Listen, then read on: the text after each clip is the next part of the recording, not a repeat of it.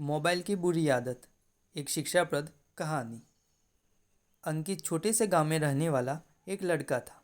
अंकित बहुत बुद्धिमान और पढ़ाई में भी अच्छा था, लेकिन उसके पास एक स्मार्टफोन आने के बाद से उसे फ़ोन की बुरी आदत हो गई थी। वो अपने स्मार्टफोन को दिन रात छोड़ता ही नहीं। पहले तो वो अपने दोस्तों के साथ मिलकर खेलना भूल गया और अपने पढ़ाई को भी अवहेलना करने लगा। उसके माता पिता चिंतित थे, परंतु उसे समझाने के बावजूद वह नहीं सुधरा। अंकित की स्मार्टफोन की बुरी आदत देखकर उसके मित्र भी उससे नाराज हो गए।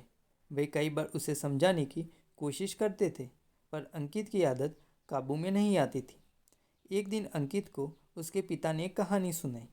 कहानी उस गांव के एक नेक व्यक्ति की थी, जो भी एक स्मार्टफोन की गंदी आदत में फंस गया था। वह व्यक्ति भी पहले बहुत समय अपने परिवार के साथ बिताता था, पढ़ाई में ध्यान देता था, लेकिन स्मार्टफोन के आने के बाद उसने वे सब छोड़ दिया। उसके परिवार ने भी उसे समझाने की कई बार कोशिश की, पर वह नहीं सुधरा।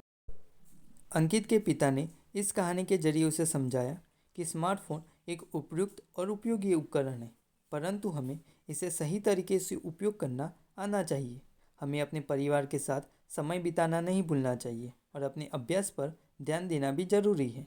स्मार्टफोन की बुरी आदत से बचने के लिए हमें समय का सार्वजनिक और निजी उपयोग अलग करना होगा। अंकित ने अपने पिता की बातों पर गौर किया और उसकी बुरी आदत को पहले कम किया और फिर आगे जाकर छोड़ दिया।